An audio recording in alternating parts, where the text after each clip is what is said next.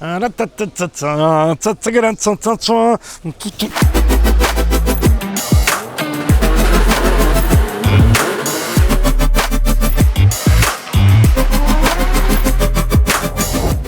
comment ils vont eux?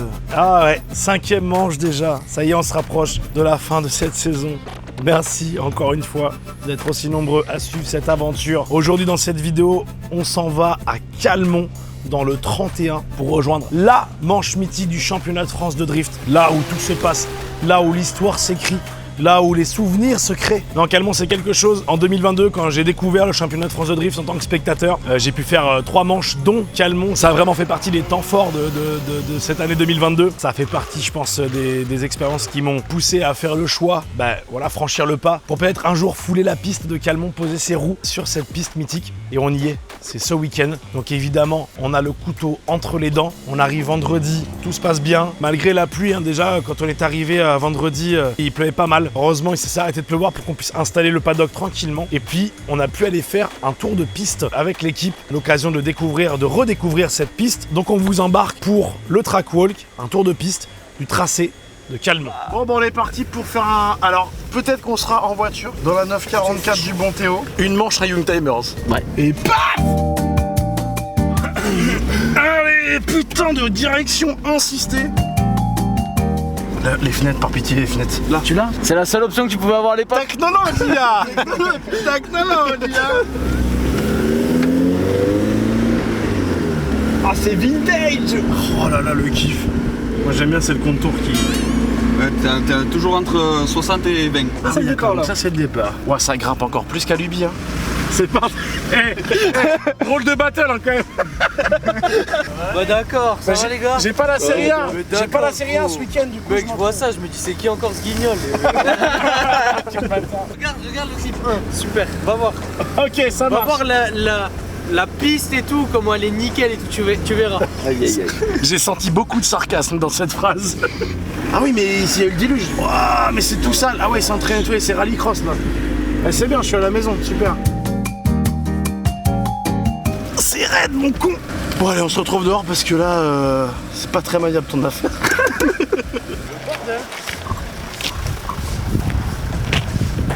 Je comprends rien à ce qui se passe. En fait, il y a eu un putain d'éboulement là. Je pense que c'est les orages qu'on a eu, ouais. On comprend mieux ce qui s'est passé en fait. Il y a le camion de frigorifique qui est là-haut. Ils l'ont monté au treuil. T'as vu la gueule du truc? Ah ben, toi, même les Defenders, ils montaient plus. Tu vois la taille des ornières qu'on a fait avec l'élévateur. Ils pouvaient pas se mettre à pleuvoir maintenant. Franchement, ça aurait été bien. Vous auriez pas eu à bosser au moins. Ah, mais au vu de la taille des modes de terre qu'il y avait ici, t'as pas le choix. Oh, le cartonnier là, allez. Bien, bonne fois que tu vois ça, connard. Bon courage les gars, merci. Bon, nous voilà en dehors de la Porsche. On va se faire le tracé point par point. Déjà pour vous expliquer en détail. Et moi, ça va me permettre vraiment de repérer au mieux possible la piste. Et comme ça, quand j'arriverai demain en essai, ça sera pas de trop. Tiens, mais d'ailleurs, la Porsche, elle est garée juste à côté de la start line parce qu'il n'y a pas encore les flammes et le Tivoli, mais ça partira de là-bas. Voilà, vous voyez le camion qui prend son élan. Première. Deuxième. Donc prise d'élan primordiale. Vous connaissez la chanson, hein, là la grosse difficulté pour moi demain, ça va être de faire passer la puissance au sol et de pas juste faire patiner les pneus, faire brûler les pneus pour rien et pas prendre de vitesse. Donc il faut vraiment que je me concentre sur la 1. J'ai discuté un peu avec Jason Banet qui m'a donné 2-3 conseils pour éviter ou en tout cas améliorer ça. Si on se base sur le simu, ça va être 1, 2, 3, recroiser un petit peu la piste, appel, contre-appel et se jeter dans le premier clip zone qui est là-bas parce que oui, c'est un clip zone cette année. Donc là on va arriver en 3 avec le plus de vitesse possible, pas trop parce que je pense qu'on peut vite se faire surprendre. Appel, contre-appel, bien déclenché avant l'attaque zone. Hein, c'est cette fameuse limite. Il faut que la voiture soit en drift avant cette zone-là. La première heure à pas faire, c'est pas se mettre trop fort dans le rail. Je pense que le contact est très vite arrivé là. Donc sortie du clip 1, première transition du tracé. Sur le Simu, c'est une transition qui est difficile à faire, je trouve. On verra comment c'est en vrai, mais j'avais un peu du mal à aller chercher le clip. Je pense que c'est pas plus mal parce que il vaut mieux pas être trop loin dans ce clip parce que si on se met trop loin, on peut très vite finir une roue dans le fossé à la sortie. Pas trop s'enfermer pour ouvrir vers le clip 3. C'est l'analyse de Guigui. Oui. Alors qu'est-ce qu'il en pense? Rien, je suis en train de cacher mes... Ah, tu caches des petits packs d'autocollants? Non, des passes VIP. Là, c'est un pack goodies et après des passes VIP. Plus, celui-là, c'est le mieux. Une nuit avec Jérôme Vassia. La choune. Ça, c'est le gift ultime. Et après, il faut que les gens viennent te montrer ça au paddock et après, voilà. Ah, c'est rigolo. Il est fort en communication, lui. Ouais, c'est rigolo, quoi. C'est sense of humor, comme on disait aux States. Quand on n'a pas de talent, on trouve des idées. Hein. Eh oui. T'as jamais roulé, toi, là? Bah non, T'as juste fait du tourisme. Ce que je dis, il y a 3 ans, j'étais derrière les barrières là, pendant tout le week-end. C'était fou. Allez, fonce, je fonce. file vers une autre mission.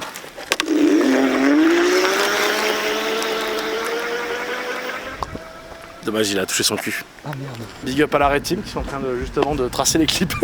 Ils ont tracé cet après-midi, il a plu, du coup faut tout refaire. Donc là c'est la fin du clip 2. Comme je l'ai dit, attention, en sortie, il faut vraiment pas se retrouver la roue dans le fossé. Je pense que ça va être la grosse difficulté, c'est ce qui va arriver à pas mal de pilotes. Donc attention à pas être trop large pour pouvoir avoir une bonne motricité pour aller se jeter dans le clip 3. Donc grosse transition, c'est une de mes transitions préférées en tout cas sur le sim, pour aller se mettre dans le clip 3. Un clip externe encore une fois au plus proche des barrières, peut-être une petite touchette de barrière, ça va se passer ici aussi. Sur la zone numéro 3, la difficulté ça va être de rentrer au début de la zone et de rester en entier toute la zone. Parce que, pas que ça se voit, mais la transition elle est un peu cassante, donc il faut se jeter à l'entrée du clip et rester jusqu'au bout. Là c'est du sacré drift là. Ici on va sortir du clip 3 avec le max de puissance, en tout cas au niveau pédale je pense qu'on sera, c'est là qu'on va être full babouche vraiment en sortie d'ici. Il va falloir bien ouvrir le volant en sortie de ce clip là, parce que sinon on risque de se retrouver dans le fossé ici. Donc bien ouvrir en sortie pour rester à gauche et pouvoir se jeter dans le clip intérieur là-bas. Clip 4 ici, le seul clip intérieur du circuit, qui est un des clips qui est le plus stylé parce que c'est devant toute la bonbonnée là. Tout le public de Calmont est là.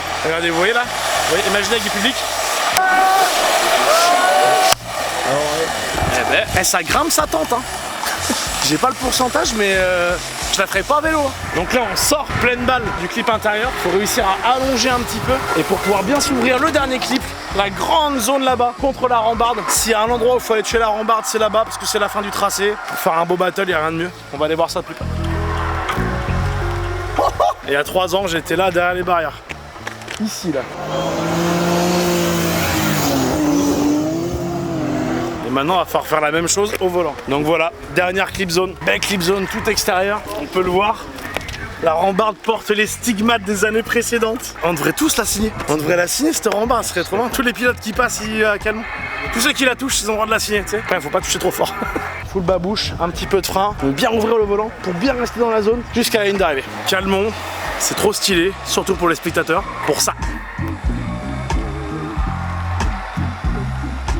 D'ici, tu vois tout. Franchement, c'est le best spot ici. Oh, ça fait vraiment du bien d'avoir été voilà, marcher un petit peu tout le long de ce tracé. Quand même spécifique, hein. On est encore une fois donc sur un Touguet, une route de montagne. Contrairement à Luby, on a beaucoup de retours d'expérience. Hein. On sait que ça roule bien. La plupart des pilotes disent que c'est un tracé qui s'enchaîne facilement. C'est assez logique dans les mouvements. C'est des trajectoires qui correspondent au drift. Et il y a rarement besoin de tricoter ou de devoir allonger exagérément pour pouvoir garder sa ligne. Donc normalement, ça devrait être une super expérience. La voiture arrive un petit peu tardivement. Le pare-choc a failli pas venir encore une fois. Étienne, ça a failli refaire. Hein, ça. Mais regarde, j'avais sécurisé la chose. Donc la voiture arrive entière, juste voilà, le temps de refaire un petit peu de déco, notamment les autocollants Revolut qui portent les stigmates de cette saison. Bon, faut bien qu'on remplace les autocollants des sponsors, surtout que aujourd'hui je vais vous parler de Revolut. Mais du coup d'abord on va remplacer l'autocollant Revolut parce que regardez-moi, ça est tout salopé. Si j'y arrive, c'est du grand art. Pour l'instant ça se passe beaucoup trop bien. Ah ça y est, c'est le moment. Ça y est, c'est le moment. Révolut. C'est pas tout mort. Vous moquez pas trop, c'est pas fini.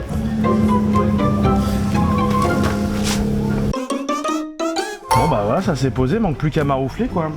Mais ce serait pas les cartes métal Revolut ça? Regardez-moi ça. Personnalisé en plus hein. Oh! Ah mais ça ils avaient pas dit qu'on pouvait maroufler avec. Ah ça marche super bien hein. Merci Revolut. Bon allez, pour ceux qui connaissent pas Revolut, piqûre de rappel.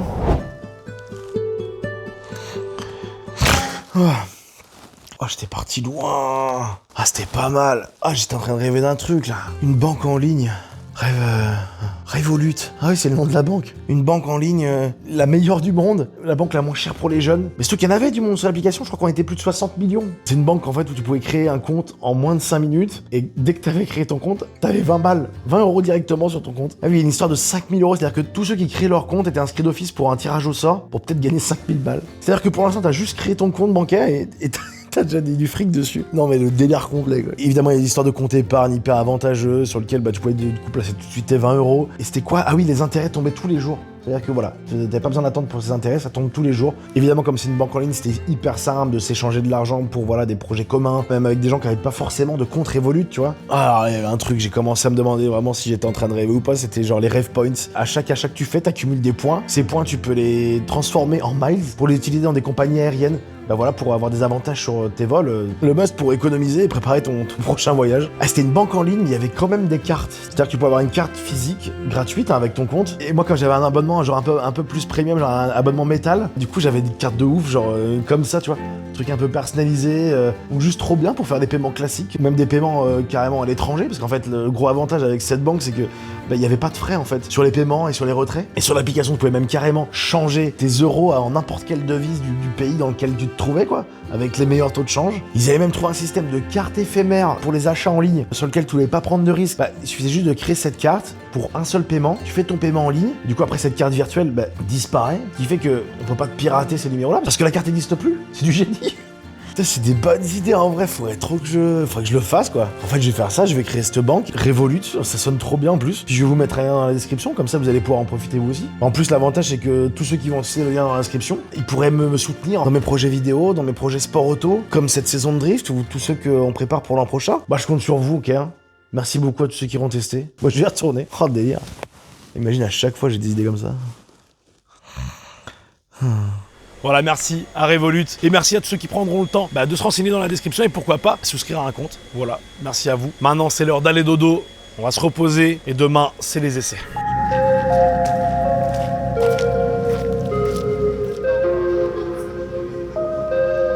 On est samedi à Calmont et il pleut. Il a plu une bonne partie de la nuit, ce qui n'a pas manqué de me réveiller parce que sur le camping-car, je vais pas vous mentir que ça faisait pas mal de bruit, donc un petit peu dérangé dans le sommeil, en partie à cause de la pluie. On a le sommeil quand même nécessaire pour aller s'y mettre. Je suis un peu blasé qu'il pleuve. J'ai pas trop envie d'y aller pour une simple et bonne raison, c'est que je sais qu'il va pas pleuvoir l'après-midi. Et donc dans cette configuration-là, le souci, c'est que on va faire nos essais et que si ça sèche l'après-midi, les essais auront presque servi à rien. Mais bon, on va quand même aller rouler, hein. Il faut aller redécouvrir le tracé, même si c'est sur pluie, il faut se mettre dedans et puis on sait jamais, voilà, il faut vérifier que la voiture tourne bien, que tout va bien. Donc on est parti pour ces premiers runs sous la pluie.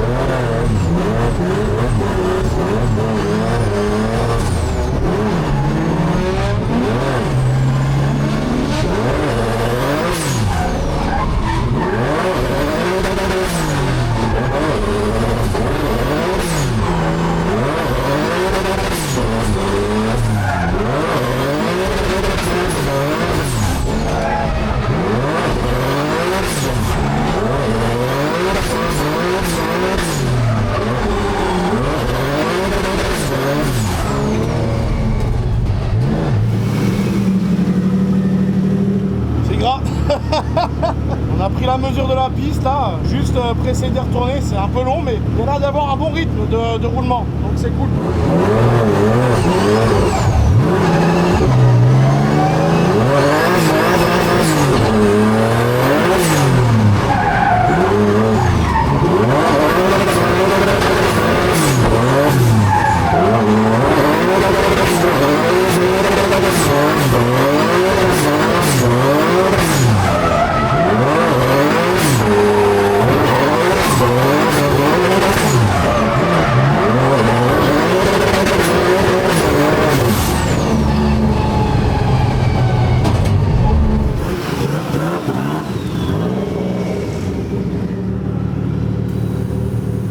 Surtout sur la fin, on devait être à ça de la barrière du 5. La prise d'élan, c'est un enfer. Je vais peut-être faire péter l'anti-lag là, je sais pas.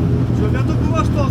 Ça sèche. Ah, ça va remouiller derrière. Bon, les premiers tours de roue, c'est voilà, c'est pas évident. Donc il y a très peu de grip. J'ai du mal à composer avec la voiture entre le moment où elle va pas trop glisser, où justement elle va être dans les bas tours. Hein. Encore une fois, le turbo lag est quand même compliqué, sachant que j'ai pas utilisé l'anti-lag, surtout sur la première partie des essais. On a jugé avec Jason que c'était pas nécessaire, hein, l'anti-lag dans ces conditions. Mais du coup, il faut quand même composer opposé avec le turbolag. C'est soit je suis en bas des tours et évidemment elle a tendance à mourir un petit peu, soit je suis trop haut et quand je suis trop haut, bah, là elle mouline et le risque c'est que je me fais vraiment emporter sur l'extérieur des trajectoires. Donc beaucoup de tricotage évidemment sur ces premiers runs. En plus, en fonction des passages, il y a plus ou moins de pluie, donc c'est jamais exactement les mêmes conditions, donc c'est un peu une découverte à chaque fois. J'arrive à faire 1 ou 2 runs chase, donc ça me permet de un petit peu juger le start, même si ça sera pas représentatif de conditions sèches. On prend les marques quand même.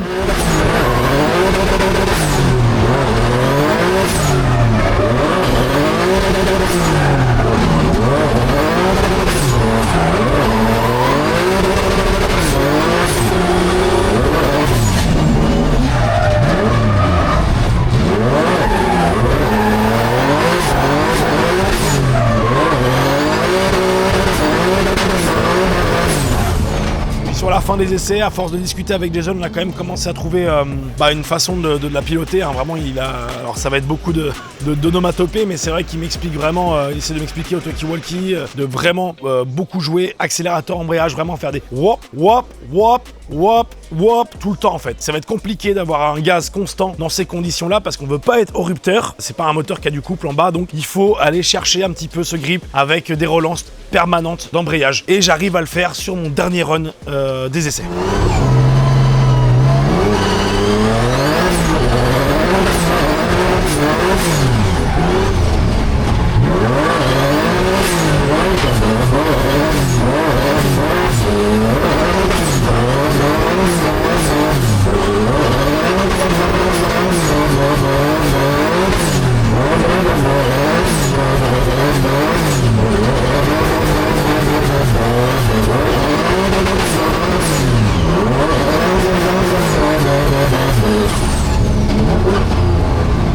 Et je fais un passage plutôt cool. On a été plusieurs fois pas trop loin des barrières, surtout sur le dernier clip. Mais sinon, globalement, grosse difficulté sur le début du tracé. Le clip 1, j'arrive pas à rentrer dedans, ça me fait un peu peur de se jeter vraiment sur le long de la barrière. J'ai l'impression que je vais y aller à chaque fois. Et en fait, je suis toujours trop inter au premier virage. Et ça a quand même très bien tourné sur cette séance d'essai. Donc on a réussi à faire 6 passages, ce qui est pas mal.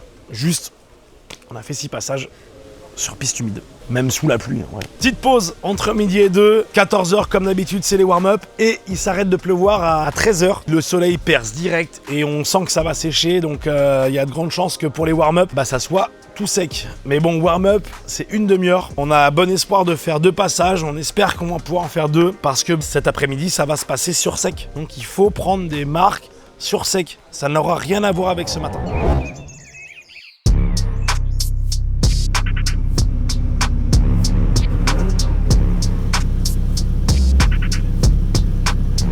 Malheureusement, il y a une intervention sur la piste au moment où moi j'arrive en pré-grille et ça nous fait perdre, je crois, 10, pas loin de 15 minutes sur la demi-heure de warm-up. Donc là, je commence déjà à me dire, bon, fait chier, ça va être tendu. On s'avance quand même en start line pour ce premier run sur sec.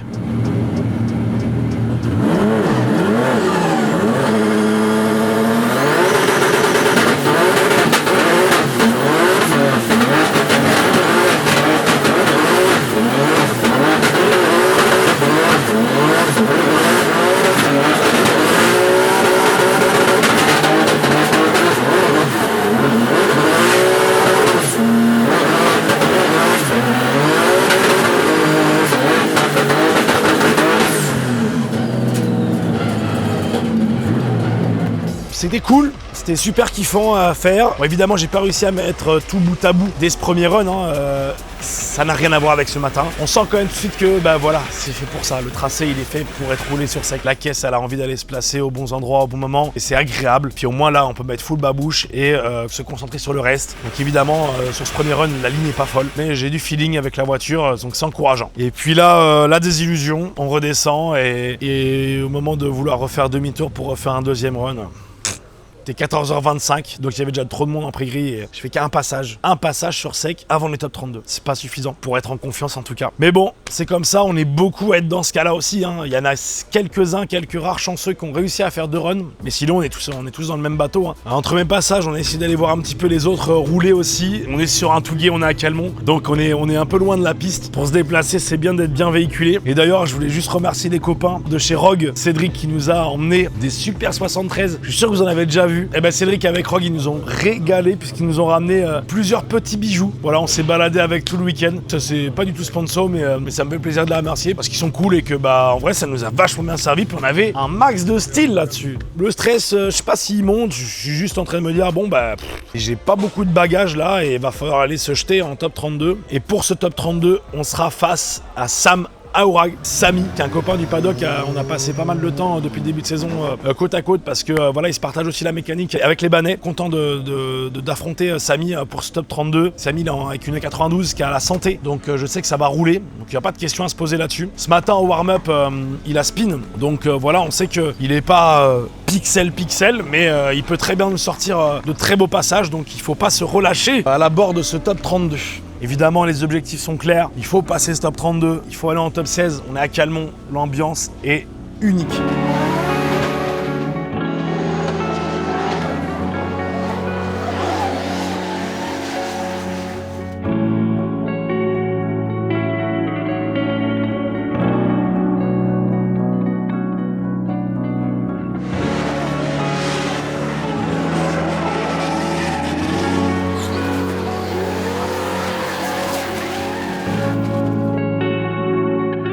C'est vraiment une ambiance de stade, hein. Quand la colline est remplie comme ça et qu'il fait beau, on sait qu'il va y avoir de l'ambiance et on a envie de rouler le plus longtemps possible. Donc j'ai pas envie que ça s'arrête dès le top 32. Donc on y va avec toute la niaque du monde et beaucoup d'envie. Et puis c'est parti pour ce top 32 face à Sam Aourag.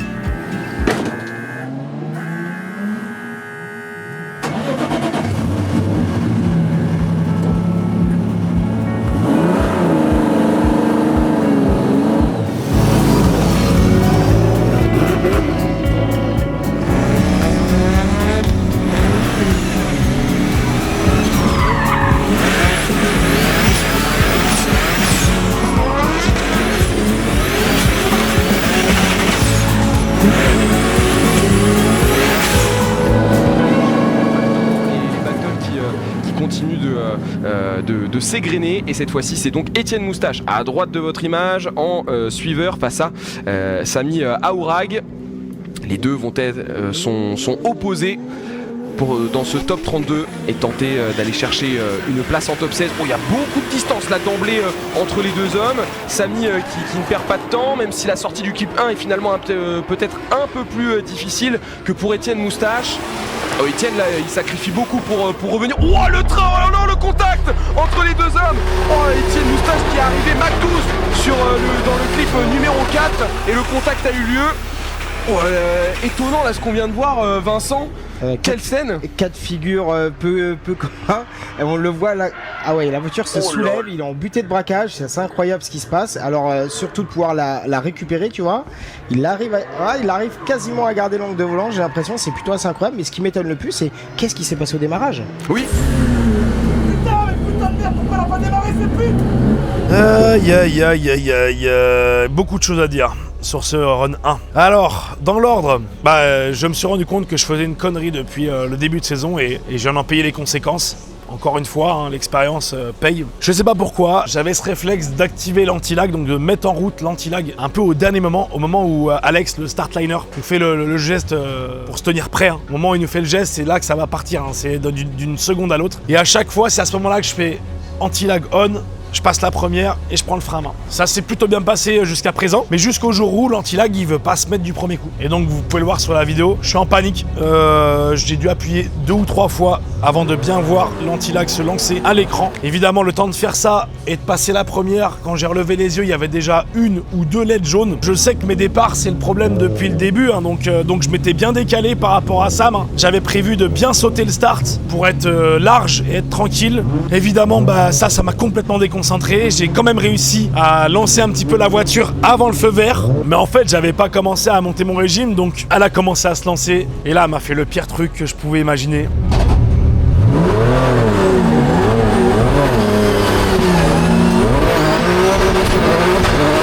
Elle a pas décollé. Le moteur s'est éteint en fait 3 fois d'affilée. C'est-à-dire ça a vraiment fait wow, wow, wow. Et j'ai essayé de mettre des coups de clutch, mais tu sais, je voulais pas rester trop longtemps. J'ai essayé de trouver le bon juste milieu. Je voulais pas non plus qu'elle brûle direct, comme j'avais pu faire à Luby. Et là Là, j'ai vu Sam s'envoler. Une distance, c'est ridicule. Hein. Franchement, j'ai honte. C'est grave de faire ça à la 5e manche. Encore une faute débutant. Quand je suis rentré, que j'ai parlé de ça avec les autres pilotes, ils m'ont dit mais l'anti-lag, tu l'actives quand tu sors de la chauffe et que tu arrives en start line. Attends pas le dernier moment. Oui, ça paraît logique ce moment, hein, mais peut-être que j'ai envie que ça aille plus vite que la musique. Mais il y a des choses qui forcément s'assimilent avec le temps et avec les expériences. En une année, on peut pas forcément toujours faire des grosses performances parce que il faut passer par ces étapes-là de merde où tu fais l'erreur con. Évidemment, il faut que ça arrive en top 32, hein, toujours, puis un moment. Enfin, je divague. Un problème en entraînant un autre ou...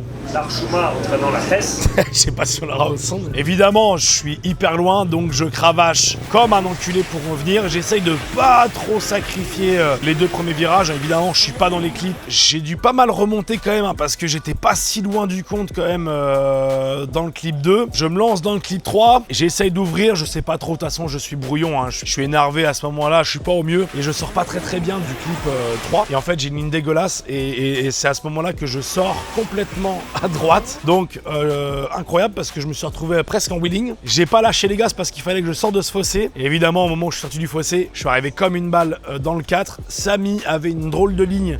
Il était en train de calmer le jeu aussi, donc il était relativement lent. Et là, l'effet élastique, hein, j'arrivais beaucoup trop vite. J'ai dit « Ah, chérie, ça va taper !»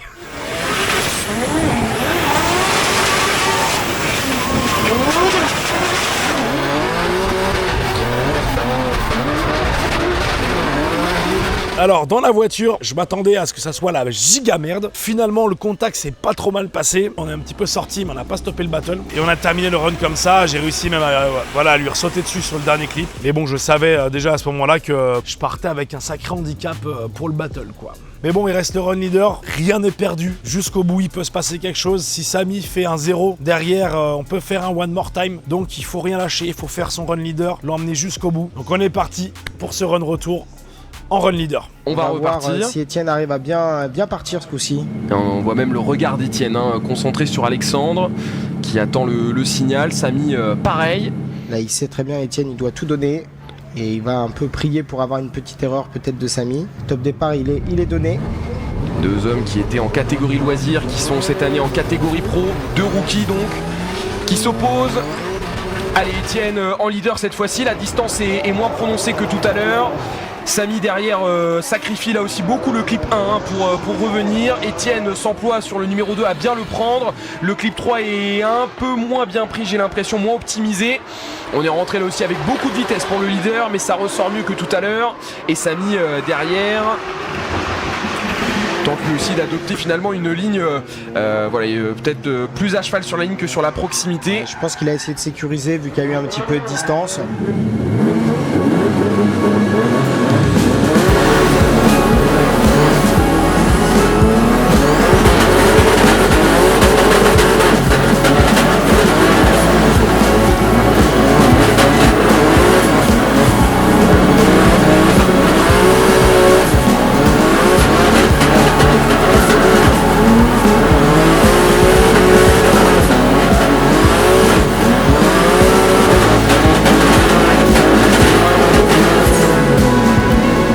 Évidemment, on peut pas jump le start, donc c'est vraiment la difficulté de la série 1. Je pense que là, j'étais pas loin du mieux que je pouvais faire. Et il fallait vraiment que j'arrive à choper le grip. Et à partir du moment où on a commencé à brûler, ne pas se précipiter, laisser bien monter cette 1 jusqu'au rupteur. Et après faire 2, 3, appel contre appel. Je me suis jeté dans le clip 1.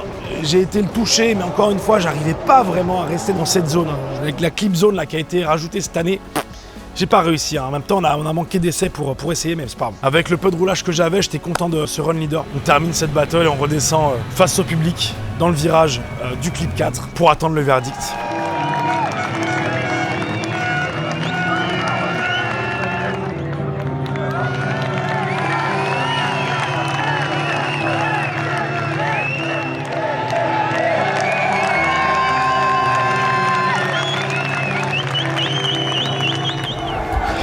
Allez, le verdict qui est connu et c'est donc Samy qui poursuit l'aventure. Il rejoint... Bon bah voilà la belle scène, le partage. Très belle entente entre les pilotes, ça c'est super important, du respect, du sourire, et c'est ça qui fait plaisir. Bravo messieurs pour l'engagement et bravo Samy pour ta victoire. Magnifique. Les éléments de réponse avec Nuno sur justement et bien la victoire dans cette catégorie.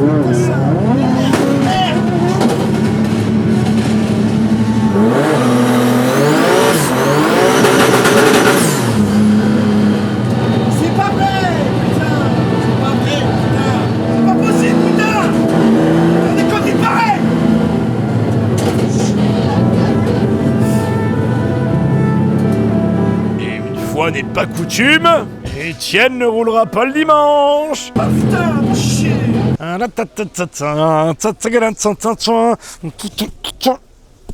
Putain, quelle connerie. Je suis désolé pour les gros mots, mais qu'est-ce que je m'en veux. C'est pas que ça, mais là, évidemment, il y a encore un truc qui se passe mal, que je fais à la con, à l'arrache.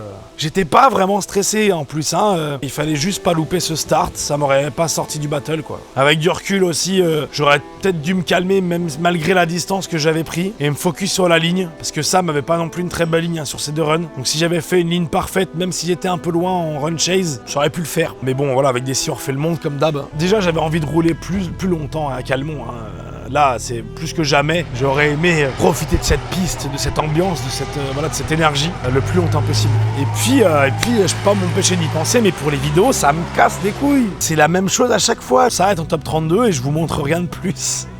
Il reste toujours charade, les amis, il reste toujours charade. Et puis je sais pas ce que je ferai l'an prochain, hein. La saison en loisir en découverte, c'était cool. Là, on fait une saison en pro, mais j'ai envie d'aller découvrir d'autres catégories. J'aimerais beaucoup revenir en rallycross aussi. J'ai à cœur de faire de belles choses cette saison en drift pour pouvoir partir sans regret. Et là, les regrets commencent à s'accumuler. Je vais pas vous mentir que j'aurais kiffé passer pour le one shot battle parce que potentiellement c'est 2 battles en plus dans la même journée. Chance ou pas chance, à chaque fois j'ai été à la limite. J'ai fait plusieurs fois, j'ai fait 23 ou 24. Hein, je vous le rappelle, c'est les 24 premiers de la manche d'avant qui sont qualifiés directement en top 32 et tous ceux qui sont au-delà des 24 vont les one-shot battles, donc 8 battles pour définir les 8 derniers qui rejoindront le top 32. Et j'ai échappé à ça à chaque fois parce que même si je sortais au top 32, tous ceux qui m'ont éliminé ont été assez hauts dans le week-end pour me faire remonter au classement. Un peu compliqué, mais je pense que c'est assez clair quand même. Je suis pressé d'être à Charade pour de nouvelles raisons. On est de retour sur un circuit rapide, configuration Croix-en-Ternois, et elle kiffe ça. C'est un tracé fait pour la série 1, faut que ça aille vite, donc j'espère que ça se passera bien et qu'on aura des bonnes conditions de piste pour pouvoir exploiter la caisse au max et faire de belles choses sur la piste. L'avantage quand ça se termine le samedi, c'est que on peut profiter de la deuxième partie du CFD, l'ambiance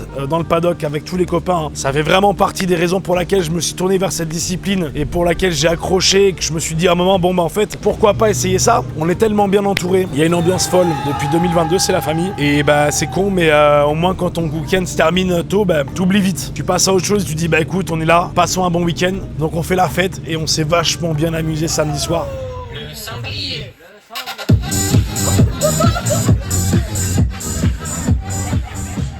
Les soirées samedi soir, quelquefois samedi soir, pour quelques billets de sang, ça part en giclée.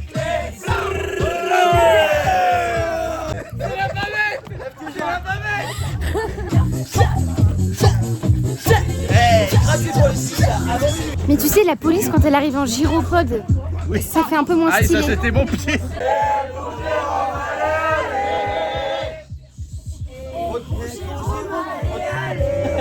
Top 16. Je m'excuse à ceux qu'on a pu déranger cette nuit dans le camping, hein. C'est vraiment pas cool. C'est vrai qu'on s'est un petit peu laissé emporter, il y a quelques personnes qui dorment sur le paddock et j'en ai fait les frais au Val d'Argenton. Et donc ouais, c'est vrai qu'on s'est un petit peu oublié. J'essaie de me souvenir qu'on vient là aussi pour ça. Il y a la compète sportive et puis il y a une deuxième partie. Toute cette synergie autour du championnat de France de drift, autour de la grande famille du drift. On va pouvoir bientôt ranger avant qu'il repleuve. Rangé au sec. Merci d'avoir suivi cet épisode. Merci à vous qui êtes derrière votre écran. Merci à ceux qui viennent sur les événements, nous rencontrer, faire des achats au shop. Je le dis jamais assez souvent, mais vous participez entièrement à la réussite de cette saison. Et puis même à ceux qui passent, discuter, dire un petit mot, un petit encouragement. Je prends toujours beaucoup de plaisir à échanger avec vous. Continuez de venir. Il reste une manche charade à la fin de la semaine, les amis. Ça sera là, c'est ce week-end, à côté de Clermont-Ferrand. Si vous voulez être sûr de me voir rouler, vous savez ce qu'il vous reste à faire. Venez le samedi, parce que le dimanche, c'est pas garanti.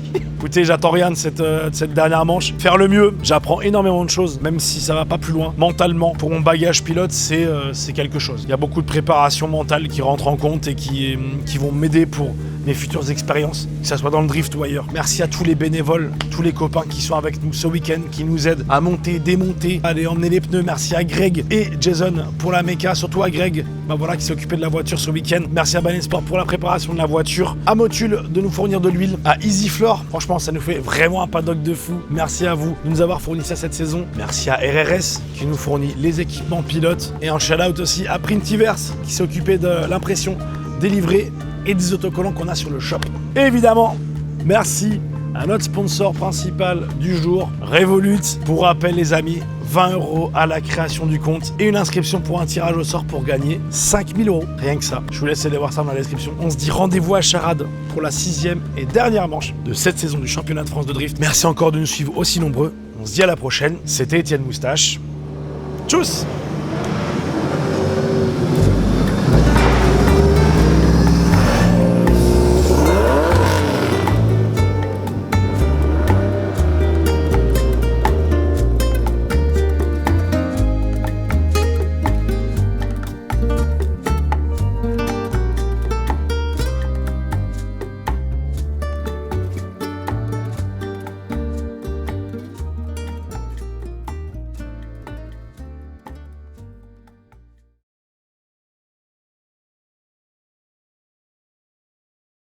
Karaoké ce soir. Où ça? Je te dirais pas. Fais des ruptures.